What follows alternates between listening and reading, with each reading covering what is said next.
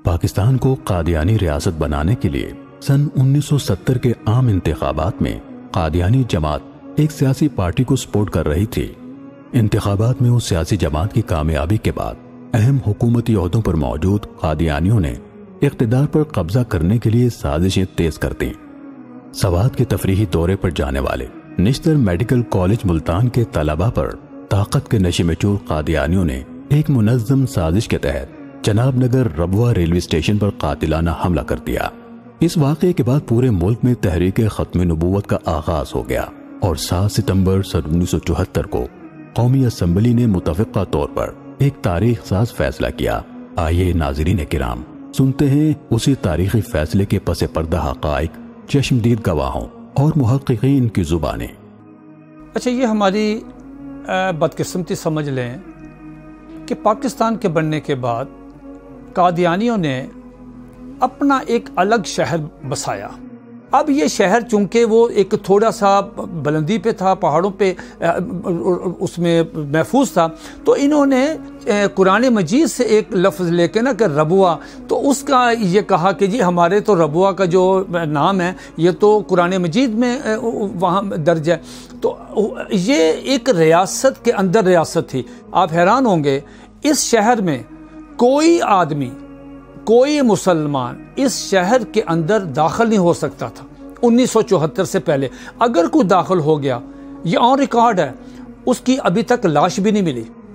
اسی بنا پہ وہ ربوہ ریلوے اسٹیشن پہ معمول تھا ان کا کہ وہ ہر آنے جانے والی گاڑی کو میں اپنے مذہب کا لٹریچر تقسیم کرتے تھے۔ یہ جو ہمارے نشتر میڈیکل کالج کے طلبہ جو سیر کرنے کے لیے ملتان نشتر میڈیکل کالج سے جو پشاور گئے، گاڑی رکی، قادیانیوں نے حسب معمول وہ لٹریچر تقسیم کیا۔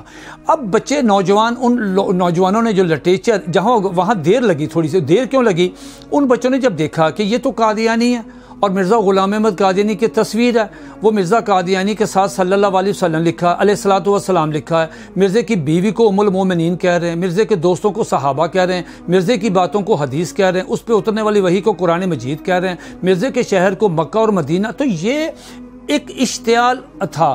تو چاہے 2 منٹ تھے، ان بچوں نے آپس میں کہا یہ کیا یار، یہ ہمیں کیوں لٹریچر دے رہے ہیں؟ میں بطور صدر اسٹوڈنٹ یونین جو ہے وہ خود میں اس کی قیادت کر رہا تھا، کیونکہ بعض مصروفیات کی وجہ سے ہمارے ساتھ کوئی پروفیسر صاحبان تشریف نہیں لائے تھے۔ جب ہماری گاڑی ربوہ ریلوے اسٹیشن پر رکی تو اس وقت کچھ لڑکے نیچے اتر گئے ریلیکسیشن کے لیے، کچھ مسافر اتر رہے تھے، وہ تقریباً 10 منٹ کا سٹاپ تھا وہاں۔ تو جو ہی ہم نیچے اترے تو لڑکے اترے تو اس وقت یہ ہوا کہ کچھ آدمیوں نے آ کے وہ رسالہ الفضل تقسیم کرنا شروع کیا، اور ساتھ ہی دوسرا جو ان کا تبلیغی لٹریچر تھا وہ دینا شروع کیا۔ نیچے ایک قسم کا شور شرابہ ہو گیا۔ میں اندر تھا تو میرے کانوں میں آواز پڑی، میں نیچے اترا تو میں نے انہیں کہا جی آپ اپنے لڑکوں کو ہٹائیں۔ میں اپنے لڑکوں کو میں نے کہا کہ بھائی آپ گاڑی میں سوار ہو جائیں تاکہ ہم آگے چلیں۔ گاڑی چل پڑی تو اس وقت میں سب سے آخر میں سوار ہوا، میرے آگے ایک لڑکا سوار ہوا تھا، تو باہر سے وہ جو ان کے لڑکے اور آدمی تھے انہوں نے پتھراؤ شروع کر دیا۔ اسے لڑکے کو، میرے آگے والے کو بھی لگا اور مجھے بھی پتھر لگا پیٹھ پر۔ ان کو تھا کہ ان کی جرت کس طرح ہوئی ہے کہ لٹریچر کیوں نہیں لیا۔ یہ پہلا واقعہ تھا 25 سال میں، یہ پہلا واقعہ تھا ان کا۔ تو انہوں نے پھر کیا کیا، انہوں نے کیا چل اب یہ اچھا اس کے وہاں پہ جب انہوں نے ختم زندہ باد کے نعرے لگائے، سمدانی ٹربیونل رپورٹ کہتی ہے کہ اس کے جواب میں نعوذ باللہ قادیانیوں نے محمدیت مرد آباد کے نعرے لگائے ہیں اور احمدیت زندہ باد کے نعرے لگائے، مرزا قادیانی کی جے، یہ نعرے لگائے۔ یہ گاڑی چلے گئی تو میں آپ کو یہ بات بتاؤں، یہ مصدقہ بات ہے، یہ بات بھی سمدانی ٹربیونل رپورٹ میں لکھی ہے کہ جب وہ گاڑی واپس آئی ہے، اس گاڑی کا چونکہ ایک بوگی ان بچوں کی مخصوص تھی، اس گاڑی کا سٹاپ نہیں تھا، وہاں ربوہ کا سٹاپ نہیں تھا، اس گاڑی نے وہاں سے گزر جانا تھا، جیسے چھوٹے اسٹیشن سے گزر جاتی ہے، آنے والا سٹاپ تھا، جانے کا سٹاپ نہیں تھا۔ یہ ریکارڈ کی بات ہے سمدانی ٹربیونل رپورٹ میں کہ کیوں روکی گاڑی۔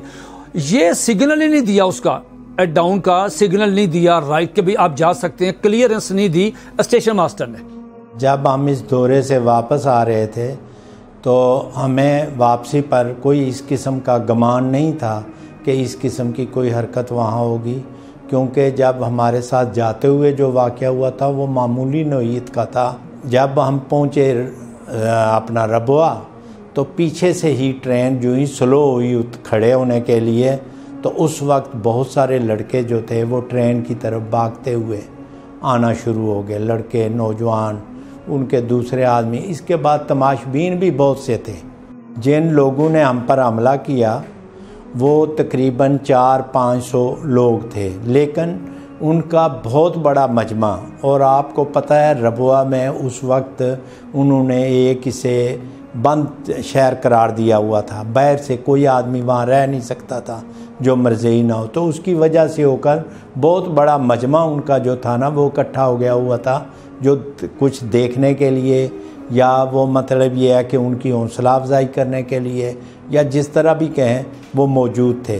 یہ کافی لوگ تھے، لیکن 400-500 جو تھے وہ ایکٹیو رول ادا کر رہے تھے، جو لڑکوں کو پیٹ بھی رہے تھے، انہیں نیچے بھی پھینک رہے تھے، ان کا سامان بھی پھینک رہے تھے، اور جو بھی ان سے ہو سکتا تھا وہ کر رہے تھے۔ جس چیزوں سے انہوں نے ہم پر حملہ کیا ان میں زیادہ تر چھوٹے ڈنڈے، ہتھوڑیاں، یا مطلب یہ ہے کہ آئینی مکے، اور اس کے بعد چین وغیرہ جو ایک چھوٹے سے سرکل میں ہتھیار استعمال ہو سکتے تھے وہ کیے۔ لیکن جس وقت وہ ایک لڑکوں نے مجھے بتایا کہ جس وقت وہ بوگی کے اندر اپنے آپ کو بند کر کے بیٹھ گئے تو انہوں نے یہ کہا کہ کھولو ورنہ ہم فائر کرنے لگے۔ میں کیونکہ بوگی کے اندر ہی بیٹھا ہوا تھا، میرے ساتھ میرے ایک دوسرے طالب علم تھے، ڈاکٹر رفت باجوہ، وہ بیمار تھے، انہیں بخار تھا بہت شدید قسم کا، اور وہ برتھ پہ اوپر لیٹے ہوئے تھے، تو انہوں نے غصے ساتھ ہی پہلے ان کو گھسیٹا نیچے، ان کو مارنا شروع کیا۔ اس کے بعد مجھے کہتے ہیں کہ وہ تمہارا جو ہے نا کون ہے، لیڈر کون ہے؟ میں نے کہا کیا کرنا ہے تم نے؟ انہوں نے کہا بس تم بتاؤ کون ہے۔ میں نے کہا میں خود ہوں۔ جب میں نے یہ کہا تو ایک وہ مگا جو تھا اس کو ایک نے میرے سر پہ مارا، دوسرے نے پیچھے سے پتہ نہیں ڈنڈا تھا یا تھوڑی تھی وہ میرے سر پہ ماری، میں بے ہوش ہو کر گر پڑا نیچے۔ اس کے بعد وہ جو ڈاکٹر رفت باجوہ تھے انہیں بھی مارنے لگے، تو انہوں نے کہا یار میں بخار میں ہوں، مجھے دیکھو بخار کتنا شدید ہے، میں تو بیٹھا ہوا۔ انہوں نے اسی طرح مارا، وہ بھی تقریباً بے ہوش ہو کر نیچے گر پڑے، اور وہ بڑے اطمینان سے اپنی کارروائی کرتے رہے۔ کوئی ریلوے پولیس یا کوئی دوسرا کوئی ہماری مدد کو آیا ہو، کوئی نہیں آیا۔ جب تک انہوں نے اپنا مشن مکمل نہیں کیا اس وقت تک ہم ان کے رحم و کرم پر تھے۔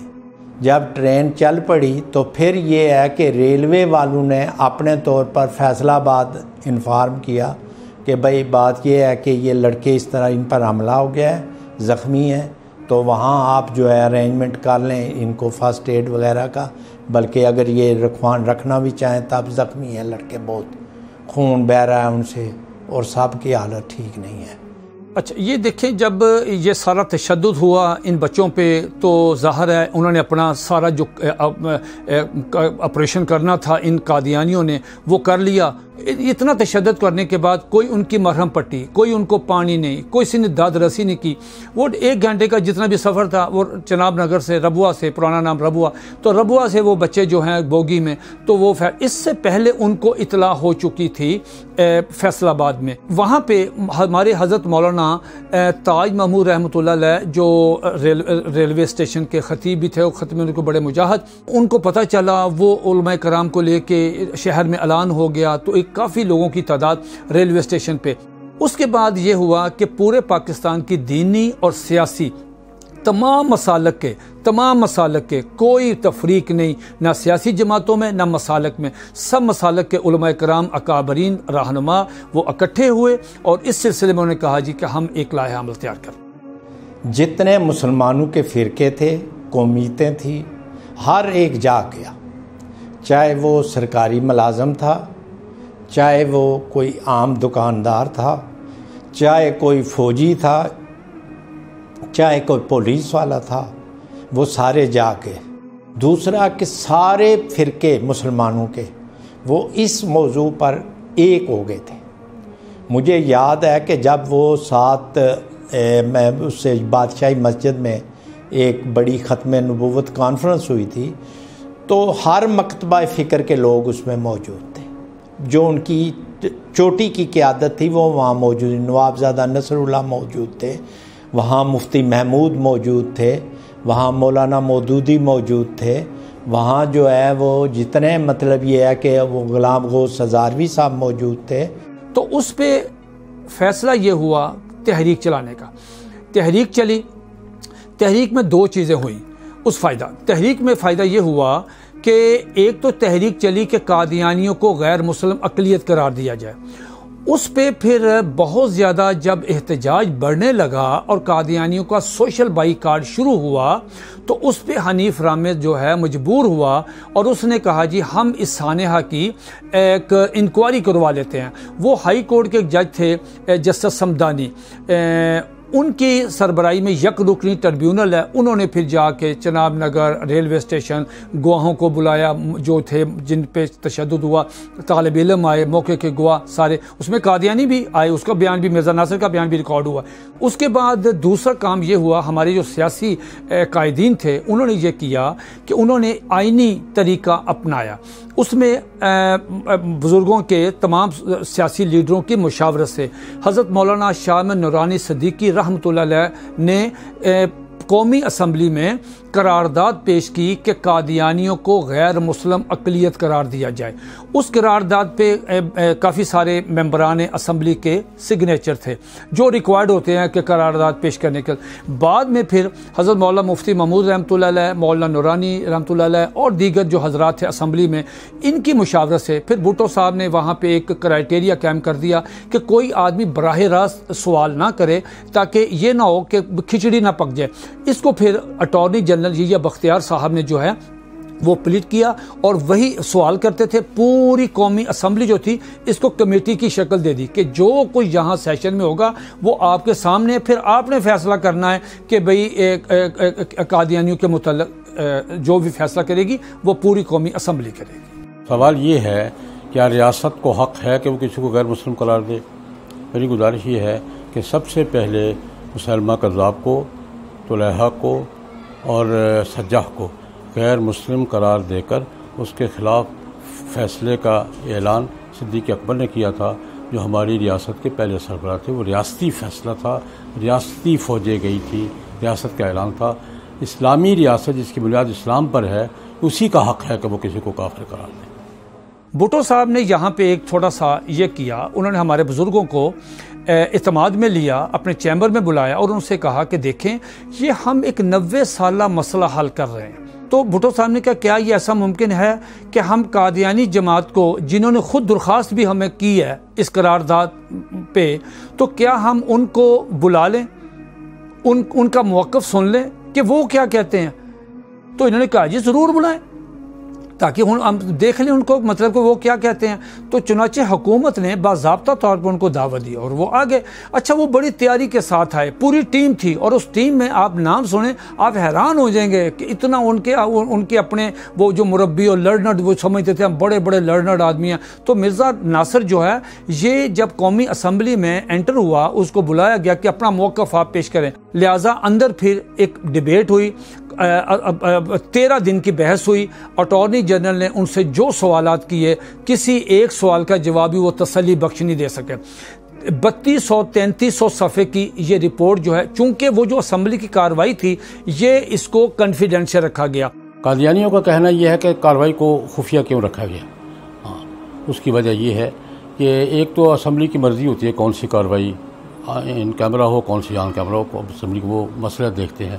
اور ایک وجہ سمجھ میں آتی ہے کہ اس وقت ملک میں جو جذباتی فضا تھی، اگر وہ بحث پبلک کے سامنے آ جاتی تو شاید قادیانی غیر محفوظ ہو جاتے اور اشتعال بڑھتا۔ قادیانیوں کو محفوظ رکھنے کے لیے پبلک کے اشتعال سے اس کارروائی کو خفیہ رکھا گیا تاکہ پرامن طریقے سے بحث تکمیل تک پہنچے اور ملک میں کوئی نیا جھگڑا کھڑا نہ ہو۔ سوال یہ ہے کہ یک طرفہ کارروائی تھی۔ بھائی اگر یک طرفہ کارروائی تھی تو مرزا ناصر احمد 11 دن اسمبلی ممبر نہیں تھے، وہ اسمبلی کے فلور پہ کیا کرتے رہے ہیں؟ اور مولوی صدر الدین صاحب 3 دن کیا کرتے رہے ہیں؟ قادیانیوں کے سربراہ مرزا ناصر احمد اور لاہوریوں کے سربراہ مولوی صدر الدین اسمبلی کا ممبر نہ ہونے کے باوجود اسمبلی کے اجلاس میں شریک رہے ہیں اور پوری بحث میں شریک رہے ہیں. یہ کیا کرتے رہے ہیں بھائی؟ ان کا موقف سن کر سوال جواب کر کے پورا ایوان مطمئن ہو کر 14 دن بحث ہوتی رہی ہے، اس کے بعد فیصلہ ہوا. اس کو یک طرفہ کیسے کہا جا سکتا ہے؟ میں عموماً اس واقعے کے حوالے سے بات کرنے سے اجتناب کرتا ہوں. اس کی وجہ یہ ہے کہ میں اسے اپنی آخرت کا اثاثہ سمجھتا ہوں. یہ خدا نے مجھ جیسے گناہگار کو پتہ نہیں کس لیے موقع دیا. اس تمام تر کارروائی میں حقائق کا غیر جانبدارانہ جائزہ لینے اور قادیانی جماعت کا موقف سننے کے بعد تمام ارکان اسمبلی اس نتیجے پر پہنچے کہ قادیانیت کا اسلام سے کوئی تعلق نہیں. اور بالآخر وہ اہم ترین دن آ گیا جب 7 ستمبر سن 1974 کو قومی اسمبلی نے تاریخی فیصلہ دیتے ہوئے آئینی طور پر قادیانیوں کو ان کے تمام تر کفری عقائد کی بنا پر ہمیشہ کے لیے غیر مسلم اقلیت قرار دیا.